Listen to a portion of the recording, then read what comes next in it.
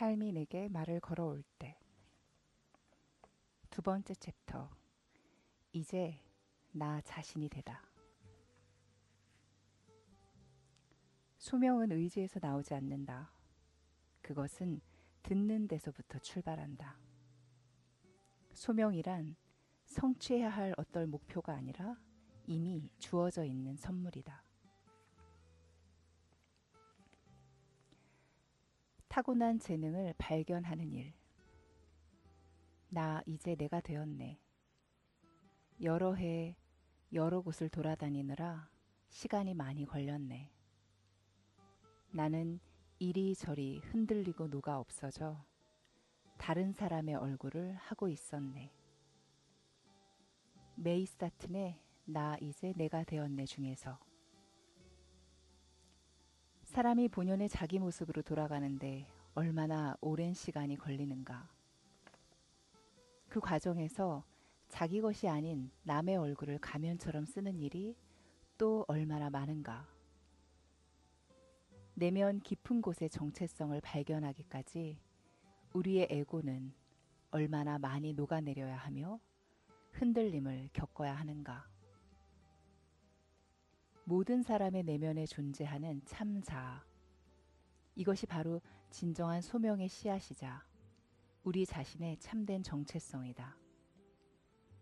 나는 교회 안에서 성장한 까닭에 소명의 의미에 대해 맨 먼저 배웠다. 신 앞에서 겸허하고 세상의 다양성을 존중하며 정의에 깊은 관심을 기울이는 종교적 전통에서 자란 것이 얼마나 고마운지 모른다. 하지만 그런 환경에서 내가 깨달은 소명의 개념은 왜곡된 것이었다. 소명이란 자신을 향해 외부에서부터 들려오는 도덕적인 요구의 목소리에서 시작된다고 생각했다. 자신이 아닌 다른 사람. 뭔가 지금의 자기 모습보다 더 훌륭하고 자신을 초월하는 어떤 사람이 되어야 한다는 상을 그리고 있었다. 소명에 대한 이러한 태도는 자아에 대한 깊은 불신에서 시작된다. 죄 많은 자아는 선이라는 외부의 강제적 힘을 동원해 바로잡지 않는 한 늘 이기적일 수밖에 없다는 믿음에서 비롯된다. 그런 생각 때문에 나는 늘 내 인생을 잘 꾸려나가기에는 부족한 존재라는 느낌을 가졌다. 내게 기대되는 이상적인 모습과 실제 모습 사이의 차이 때문에 죄의식을 만들어내면서 그 격차를 좁히기 위해 몸부림치느라 지쳐갔다.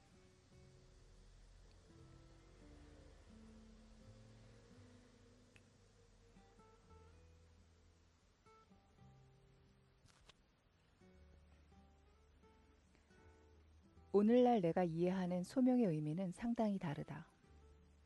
소명이란 성취해야 할 어떤 목표가 아니라 주어지는 선물이다. 소명의 발견이란 얻기 힘든 상을 바라고 다투는 것이 아니라 이미 내 안에 가지고 있는 참 자아의 보물을 받아들이는 것이다. 소명은 나 아닌 다른 어떤 존재가 되라고 저쪽 바깥에서 들려오는 목소리에서 나오는 것이 아니다. 소명은 본래 타고난 그 사람이 되어 태어날 때 신이 주신 본연의 자아를 완성하라는 여기 내면에서 들려오는 목소리에서 나온다. 그것은 기묘한 선물이자 우리가 세상에서 태어나던 때의 바로 그 모습인 자아라는 선물이다. 이것을 선뜻 받아들이기란 다른 사람으로 변신을 꾀하는 것보다 훨씬 힘들다. 나는 그 어려움 때문에 때로 그 선물을 외면하거나 감추어 두기도 했고 그것으로부터 달아나거나 함부로 써버리기도 했다. 나만 그런 게 아닐 것이다. 사람들은 흔히 자기 아닌 다른 사람이 되고 싶어 하지 않는가? 자기 본연의 모습을 찾는 게 얼마나 중요한지를 잘 보여주는 짤막한 하시디즘. 그 하시디즘의 이야기가 하나 있다. 백발이 성성한 랍비 주지아의 말이다.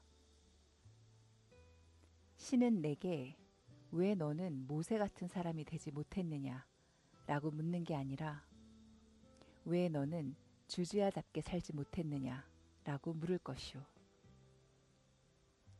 우리 모두가 어떤 재능을 선물 받고 이 땅에 태어났다는 사실이 못내 의심스럽다면 갓난아기나 아주 어린아이를 잘 살펴보라. 두세 해 전 딸아이가 갓 태어난 손녀를 데리고 우리 집에 잠시 기거한 적이 있다. 하루하루 세상에서 처음 맞이하는 나날을 보내는 손녀를 보면서 나는 50줄에 접어든 할아버지가 되어서야 20대 아버지일 때는 미처 보지 못했던 어떤 진실을 볼 수 있었다. 나의 손녀는 이럴 수도 있고 저럴 수도 있는 사람이 아니라 바로 이런 존재로 이 땅에 온 것이었다. 아이는 장차 세상이 부여할 어떤 이미지로 만들어질 재료로 태어난 게 아니었다. 아이는 이미 자기만의 형상을 선물 받았으며 자기만의 숭고한 영혼을 지니고 있었다.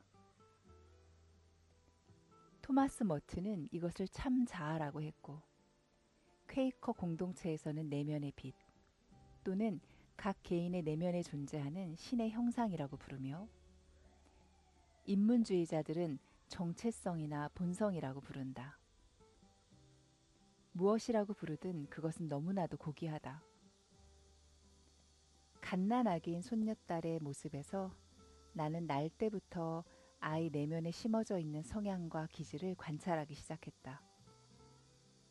아이가 무엇을 좋아하고 무엇을 싫어하는지, 무엇에 얼굴을 찡그리고 기분 나빠하는지, 어떻게 몸을 움직이는지, 어떤 행동을 하고 무슨 말을 하는지 알아차리게 되었고 그건 지금까지도 이어진다. 나는 내가 관찰한 내용들을 편지에 적어놓고 있다. 손녀딸이 20살이 될 즈음에 이 편지를 보낼 것이다. 나는 그 편지에 이런 서문을 함께 적었다. 내가 이 세상에 처음 왔을 때의 모습을 그려놓은 것이다. 물론 명확한 그림은 아니지.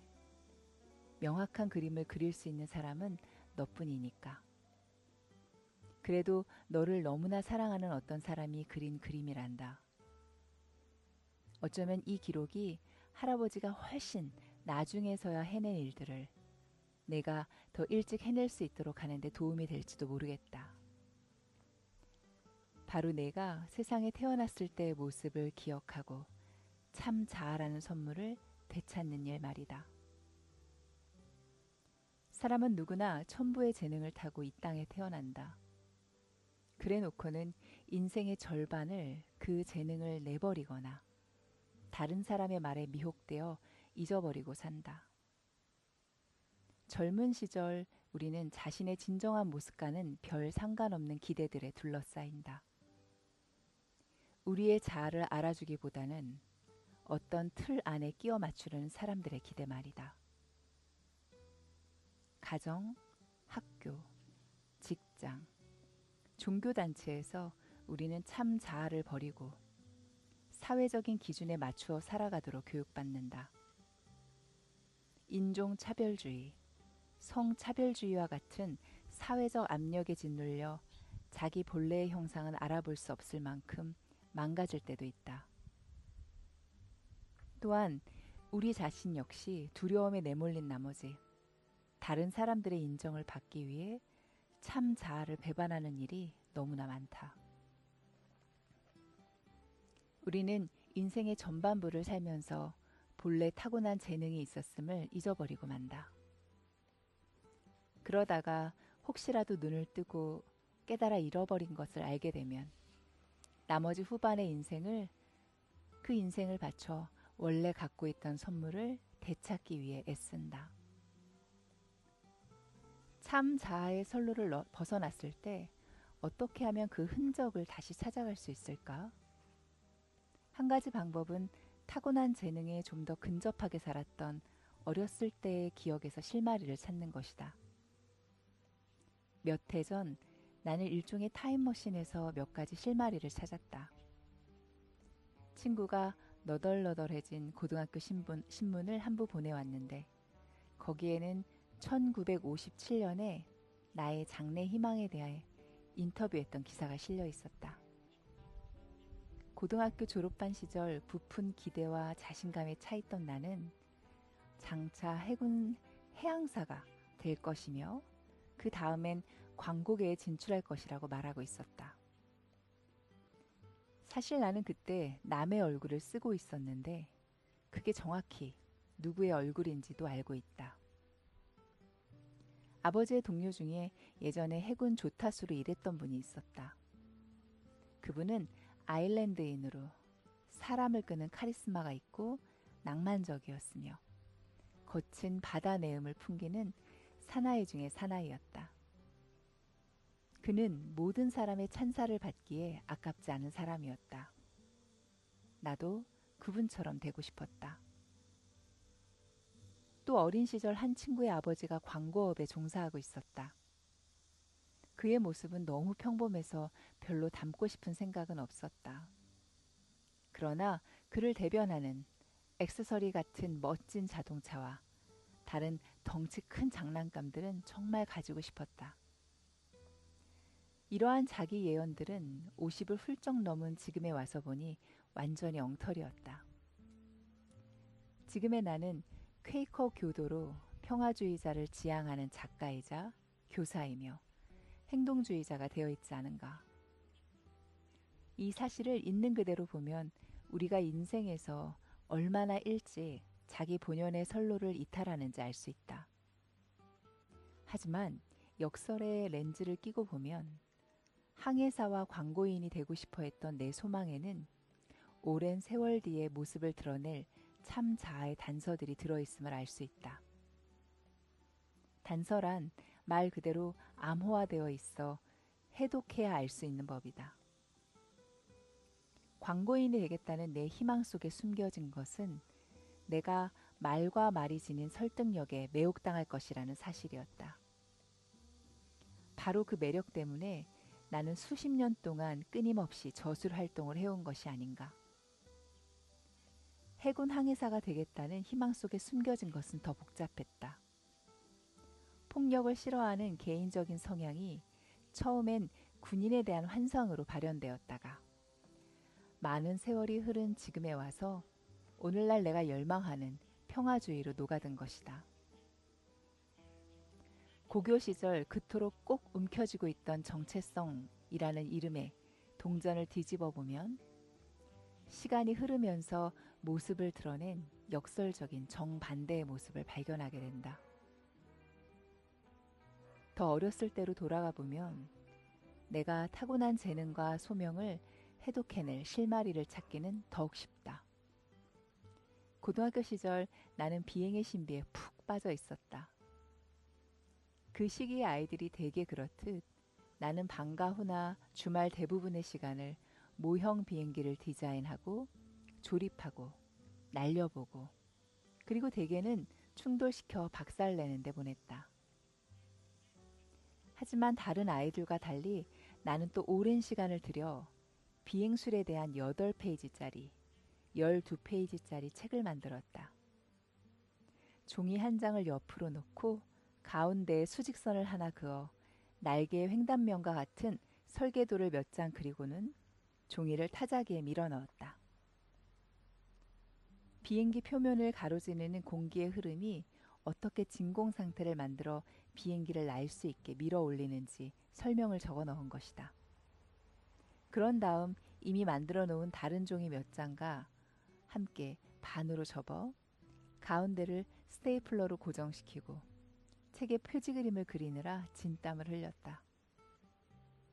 내가 이런 문서 작업에 열을 올렸던 건 비행에 매혹되어 있었기 때문에 비행기 조종사 아니면 적어도 항공기술사가 되고 싶어서 그런 거라고 생각했었다. 하지만 얼마 전 낡은 종이 상자에서 이러한 문학적 가공물을 찾아낸 나는 문득 진실을 깨달았다. 상상했던 것 이상으로 명백한 진실을 말이다. 나는 조종사나 항공기술사, 아니 항공과 관련된 그 어떤 일을 하고 싶은 게 아니었다. 내가 하고 싶은 일은 작가, 책을 만드는 일이었다. 초등학교 3학년 때부터 바로 그 일을 하고 있었던 것이다. 애초부터 우리는 인생은 참 자아와 소명에 대한 어떤 단서를 갖고 시작한다. 그 단서를 해독하는 것이 어려운 일이긴 하지만 그래도 그것을 풀어내는 일은 큰 의미가 있다. 특히 20대나 30대, 40대가 되어서도 갈 길을 몰라 방황하거나 이리저리 끌려다니느라 자신의 타고난 재능을 까맣게 잊고 살아갈 땐 더욱 그렇다. 그런 실마리들은 해야 할 일에 매여 살아야 한다는 전통적인 소명의 개념에 맞서고자 할 때 유용하다. 추상적인 도덕률은 듣기에는 고상하지만 그것을 따라가는 한 본연의 소명의 목소리를 들을 수 없다. 모세가 되기 위해 발버둥 치기보다는 주지야로 이 땅에 살고자 할 때 비로소 참된 소명을 발견할 수 있다. 소명에 대한 가장 깊은 질문은 내가 해야 할 일은 무엇인가가 아니다.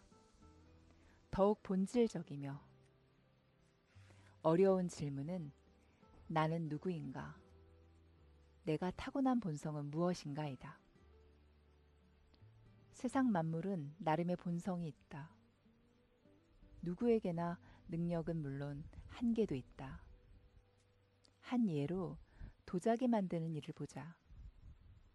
도자기를 만드는 일은 단순히 점토에게 무엇이 되어야 한다고 명령하는 것이 아니다. 점토는 도공의 손놀림에 따라 빚어지지만 동시에 자기가 할 수 있는 것과 할 수 없는 것을 도공에게 이야기하고 있다. 만약 도공이 점토의 이야기를 듣지 않는다면 결과는 깨진 파편이나 보기 흉한 물건이 된다. 공학이란 그저 재료를 향해 무엇을 해야 한다고 주장하는 것이 아니다. 건축기사가 철, 나무, 돌 같은 재료의 본성을 존중하지 않는다면 문제는 단순히 보기 싫은 정도에서 그치는 것이 아니라 다리나 건물이 무너지고 사람의 생명까지 위협하는 결과를 가져온다. 인간의 자아가 지닌 본성 역시 능력과 한계를 함께 지니고 있다. 자기가 가진 재료에 대한 이해 없이 소명을 구한다면 그 인생은 아름답지 못할 뿐 아니라 자기를 비롯한 주위 사람들의 생명까지도 위험에 빠뜨릴 수 있다.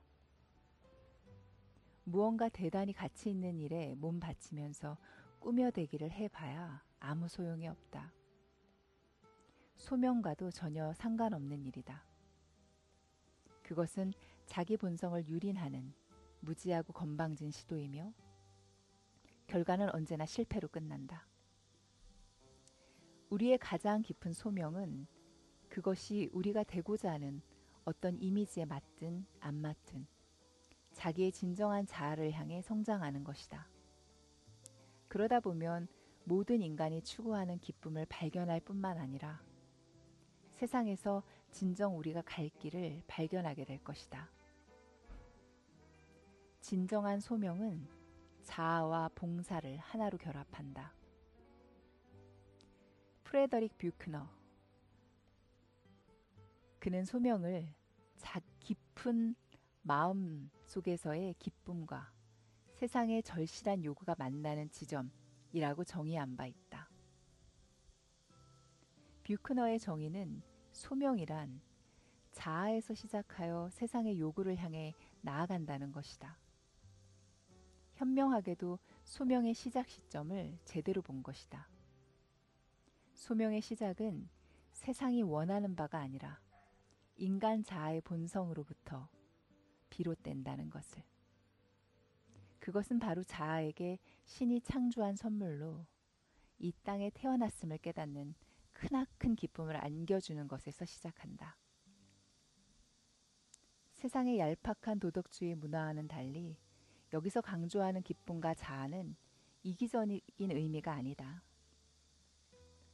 퀘이커 공동체의 지도자인 더글러스 스티어는 나는 누구인가? 라는 고대 인류의 의문은 불가피하게도 역시 중요한 문제인 나는 누구의 것인가? 라는 의문으로 귀결된다는 말을 즐겨했다.